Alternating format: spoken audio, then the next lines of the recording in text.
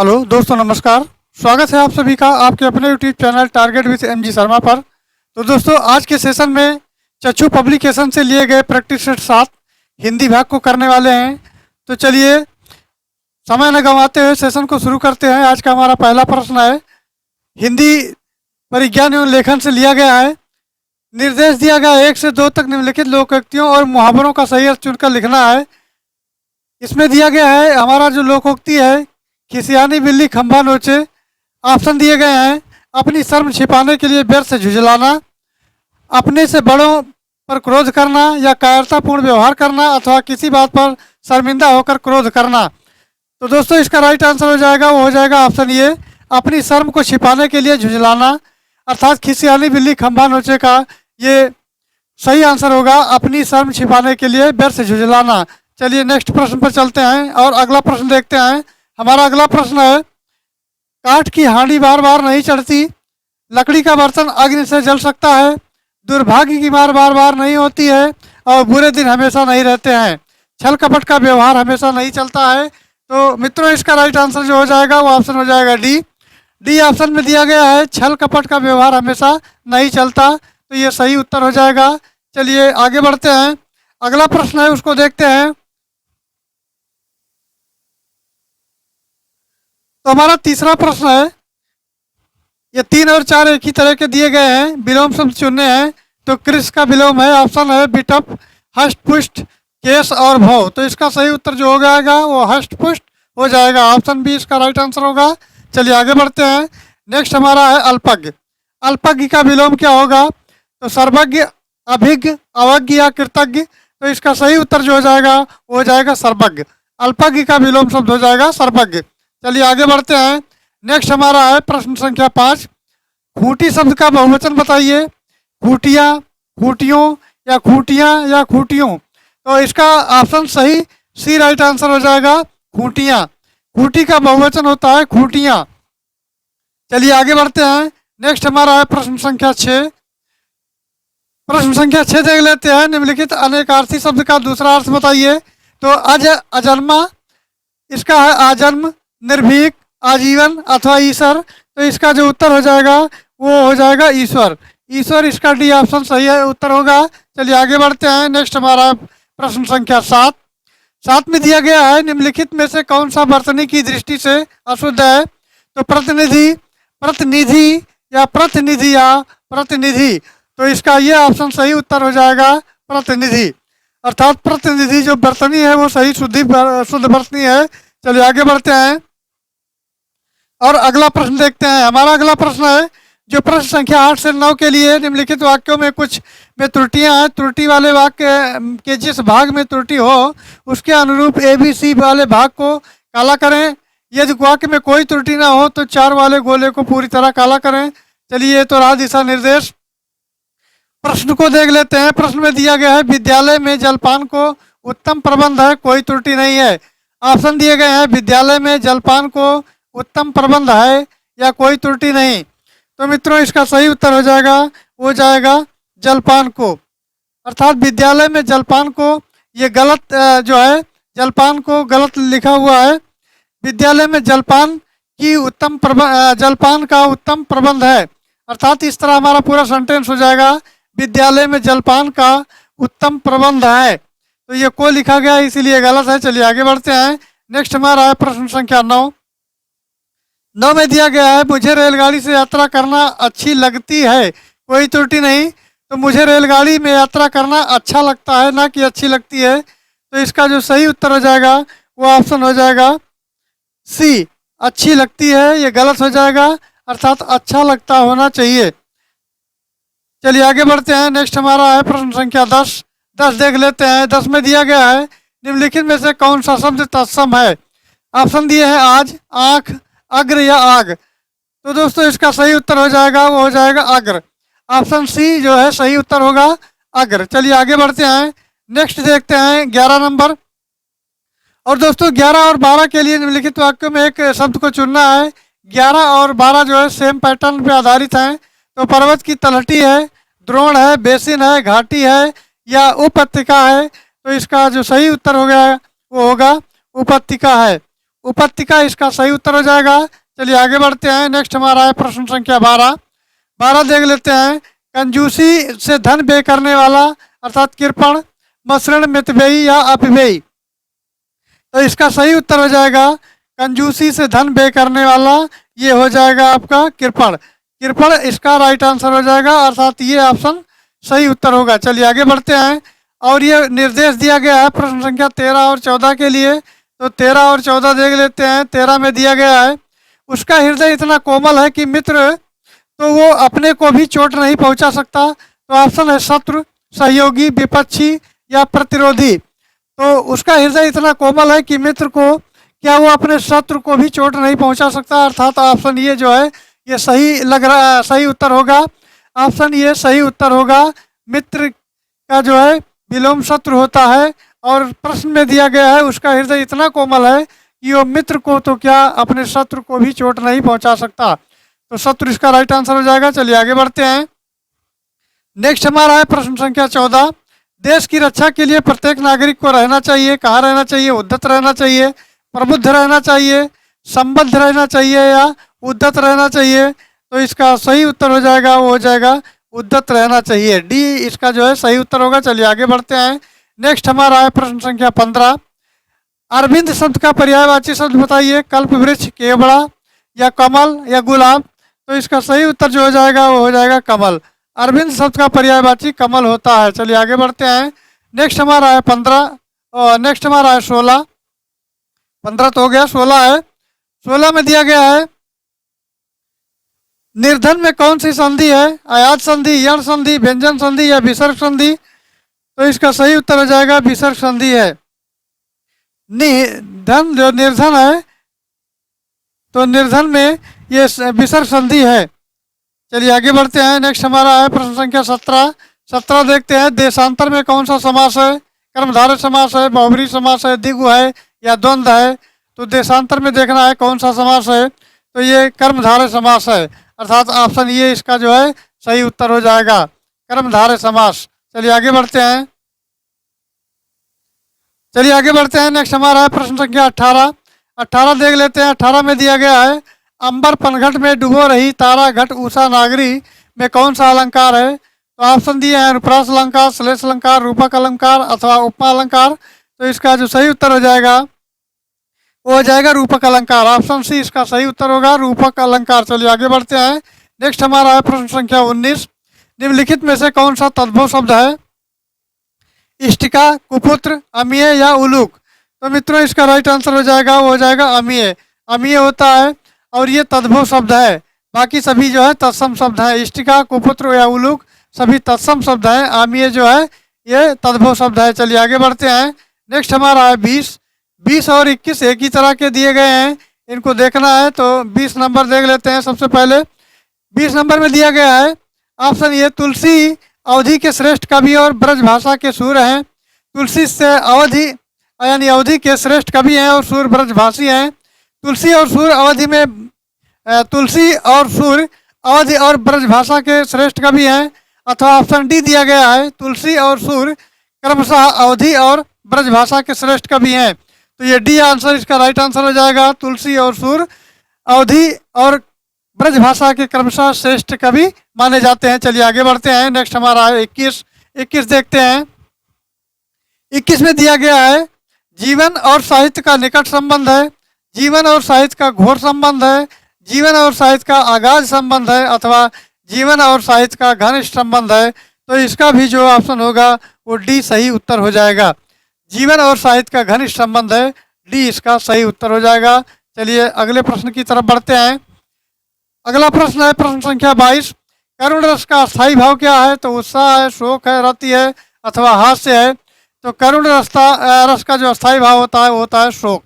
करुण रस का अस्थायी भाव शोक होता है, अर्थात बी जो है इसका ऑप्शन सही उत्तर होगा। चलिए आगे बढ़ते हैं और नेक्स्ट प्रश्न का रुख करते हैं। तो नेक्स्ट हमारा है प्रश्न संख्या 23। 23 देख लेते हैं। मैं खाना खा चुका था इस वाक्य में कौन सा भूतकालिक भेद है? आसन्न भूत है, संदिग्ध भूत है, सामान्य भूत है अथवा पूर्ण भूत है। तो मित्रों इसका सही उत्तर हो जाएगा वो हो जाएगा पूर्ण भूतकाल है, इसमें पूर्ण भूत है, अर्थात ऑप्शन डी इसका सही उत्तर हो जाएगा। चलिए आगे बढ़ते हैं। नेक्स्ट हमारा है 24 नंबर। 24 नंबर दिया गया है, राजा सेवक को कंबल देता है। वाक्य में रेखांकित पद में कौन सा कारक है? संप्रदान कारक है, ऑप्शन बी कर्ता कारक है, कर्म कारक है, संबंध कारक है। तो इसका सही उत्तर हो जाएगा, वो हो जाएगा ऑप्शन ये संप्रदान कारक है। ऑप्शन ये इसका सही उत्तर होगा। चलिए आगे बढ़ते हैं। नेक्स्ट हमारा है 25। 25 नंबर में दिया गया है, ठठेरा शब्द का लिंग परिवर्तन कीजिए। यानी ठठेरा शब्द लिंग परिवर्तित करना है तो ठठेरिन होता है, ठठेरिनी होता है, ठठेरी होता है, अथवा ठठारी होता है। तो इसका सही उत्तर हो जाएगा, होता है ठठेरिन होता है, ठठेरा का ठठेरिन होता है। चलिए आगे बढ़ते हैं। नेक्स्ट है 26 नंबर। 26 नंबर देखते हैं मित्रों। 26 और 27 नंबर जो है अनेकार्थी शब्द में दिए गए हैं, एक अर्थ उनके साथ लिखा है, वो दूसरा अर्थ बताना है।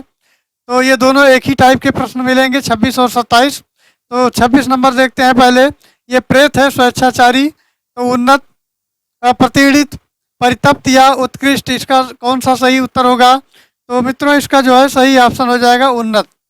उन्मत्त जो है सप्रेम यानी स्वेच्छाचारी, उन्मत्त इसका सही उत्तर हो जाएगा। चलिए आगे बढ़ते हैं। नेक्स्ट हमारा है 27। 27 दिया है, कनक धतूरा है यानी प्रसाद है, कसौटी है, आभूषण है अथवा सोना है। तो मित्रों इसका राइट आंसर हो जाएगा वो सोना है, अर्थात कनक कनक ते सौगुनी मादकता अधिकाय, या पाए बौराए जग वह पाए बौराए। तो कनक शब्द का एक है धतूरा और एक कनक शब्द का है सोना। तो धतूरा तो इसमें दिया गया है और सोना वाला ऑप्शन डी में दिया गया है, तो डी इसका राइट आंसर हो जाएगा। चलिए आगे बढ़ते हैं। नेक्स्ट हमारा है प्रश्न संख्या 28। 28 देख लेते हैं। निम्नलिखित शब्दों में से तद्भव का चयन करना है, तो चयन कर लेते हैं। प्यास है, प्रांगण है, उद्योग है या आश्रम है। तो मित्रों इसका राइट आंसर हो जाएगा, हो जाएगा प्यास। प्यास इसका सही उत्तर हो जाएगा, अर्थात ये तद्भव शब्द है। तो दोस्तों चलिए अगला प्रश्न देखते हैं। अगला प्रश्न हमारा है 29। 29 देख लेते हैं। काली घटा का घमंड घटा, उपयुक्त पंक्ति में कौन सा अलंकार है? एमक अलंकार, उपमा अलंकार, उत्प्रेषा अलंकार अथवा रूपक अलंकार।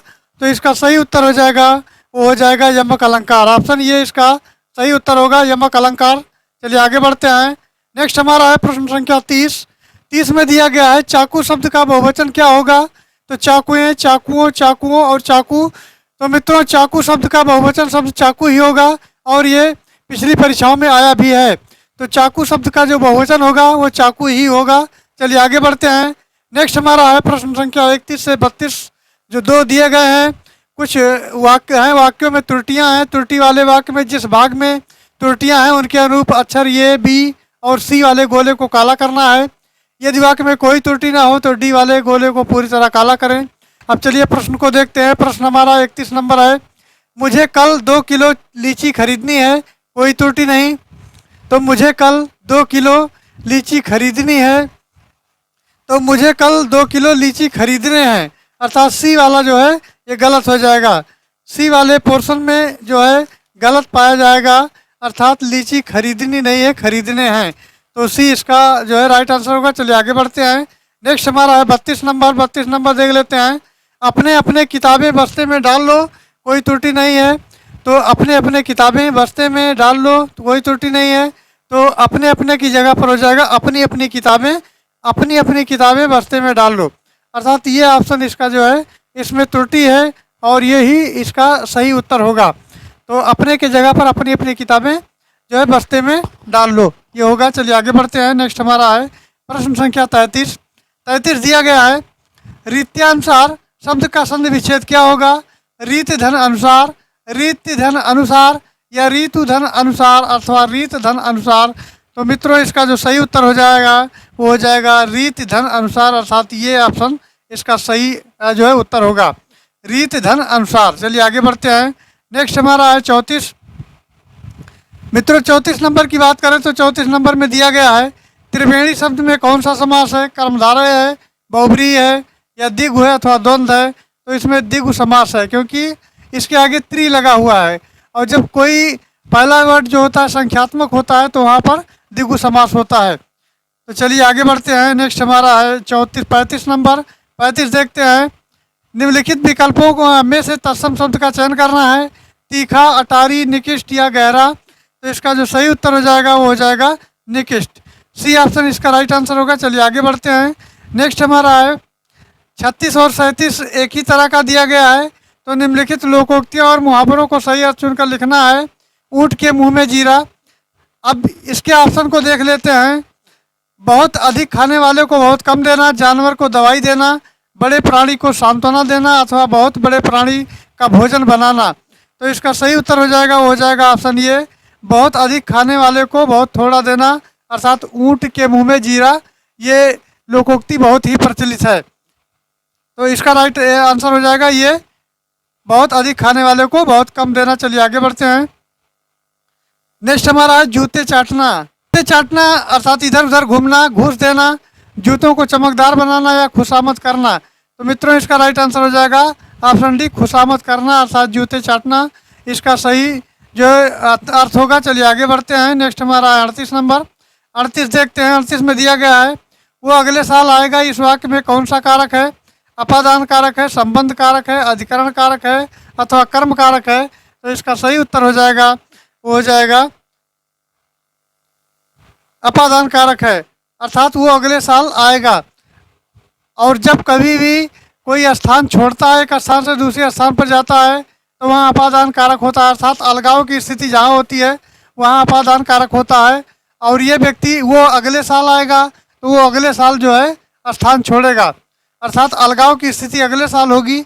और अगले साल हो या इस साल हो, चाहे जो हो, तो वहाँ जो है अपादान कारक ही होगा। चलिए आगे बढ़ते हैं। नेक्स्ट हमारा है 39 नंबर। 39 देखते हैं।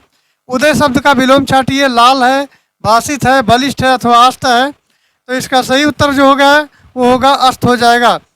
उदय शब्द का विलोम जो होगा वो अस्त हो जाएगा। चलिए आगे बढ़ते हैं। नेक्स्ट है 40 नंबर। 40 नंबर में दिया गया निम्नलिखित में से किस वाक्य में भविष्य काल है? मैं आपकी प्रतीक्षा करूंगा, मैंने एक पेड़ काट लिया, मैं पुस्तक पढ़ने वाला था, या मैं आपका आभारी हूँ। तो इसका सही उत्तर हो जाएगा, हो जाएगा मैं आपकी प्रतीक्षा करूंगा। मैं आपकी प्रतीक्षा करूंगा अर्थात गा गी गे लगे हैं, तो मैं प्रतीक्षा करूंगा, ये भविष्य काल की बात कर रहा है। तो ये सही उत्तर ये होगा। चलिए आगे बढ़ते हैं। नेक्स्ट हमारा 41। 41 और 42 एक तरह के दिए गए हैं। माता को भरना है आशीर्वाद, शुभाकांक्षा, प्रणाम या स्नेह। तो माता को जो है प्रणाम किया जाता है, तो ये माता को प्रणाम हो जाएगा, अर्थात सी ऑप्शन इसका सही उत्तर हो जाएगा। चलिए आगे बढ़ते हैं। नेक्स्ट प्रश्न है 42। 42 में दिया गया है, ऐसा व्यक्ति जिसके आने का दिन और समय पहले से निश्चित नहीं होता है, वो कहलाता है अभ्यागत, गणमान्य, अतिथि या असामयिक। तो मित्रों वो जिसका आने का तिथि निश्चित नहीं होता है वो अतिथि कहलाता है, अर्थात इसका सी ऑप्शन सही हो जाएगा। जिसके कोई आने की कोई तिथि ना हो या कोई समय ज्ञात ना हो, अतिथि कहलाता है। तो सी ऑप्शन इसका राइट आंसर होगा। चलिए आगे बढ़ते हैं। नेक्स्ट हमारा है 43 नंबर। 43 देखते हैं। 43 में दिया गया है, स्वच्छ शब्द का पर्यायवाची शब्द बताइए। पंकिल है, नीरज है, नीरद है, अथवा निर्मल है। तो इसका सही उत्तर हो जाएगा, वो हो जाएगा निर्मल। स्वच्छ शब्द का जो पर्यायवाची शब्द होता है वो निर्मल होता है। चलिए नेक्स्ट प्रश्न का रुख करते हैं। नेक्स्ट हमारा है प्रश्न संख्या 44। एक मिनट। 44 और 45 ये एक ही टाइप के दिए गए हैं, अर्थात शुद्ध का चयन करना है। इन वाक्यों में शुद्ध वाक्य का चयन करना है। ऑप्शन है, वो एक महिला विद्वान थी, वो एक विदुषी महिला थी, एक विदुषी महिला ये थी वो, या वो एक विद्वान महिला थी। तो महिलाओं के संदर्भ में जो है विदुषी कहा जाता है, जबकि पुरुषों के संबंध में विद्वान कहा जाता है। तो वो एक विदुषी महिला थी, या साथ बी ऑप्शन इसका सही उत्तर हो जाएगा। चलिए नेक्स्ट प्रश्न पर चलते हैं। 45 नंबर।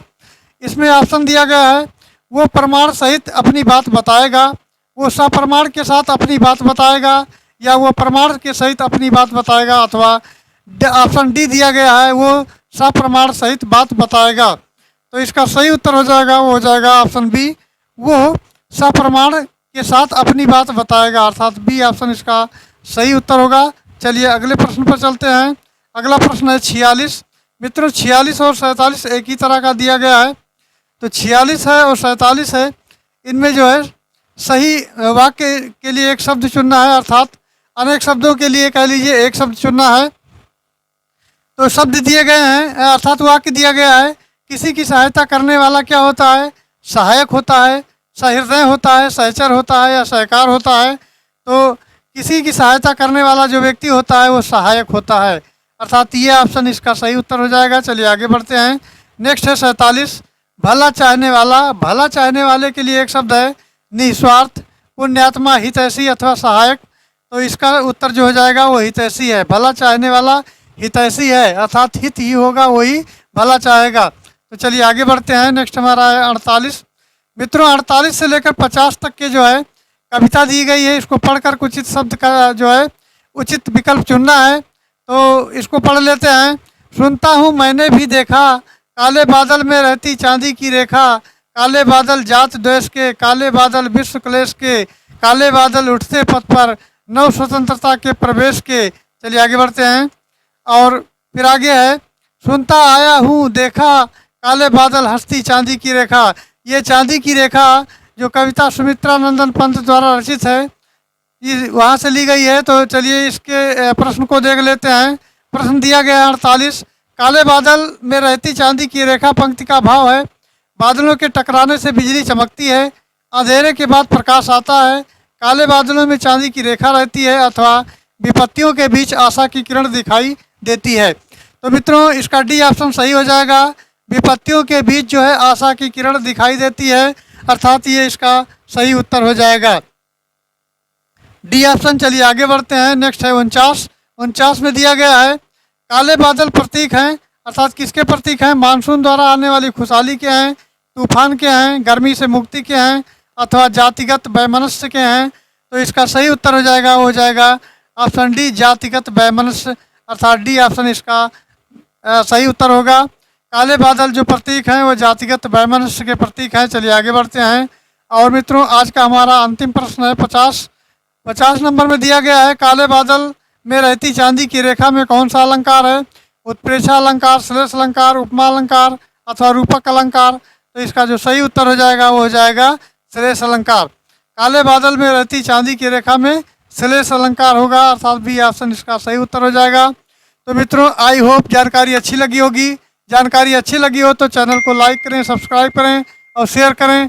Thanks for watching. जय हिंद।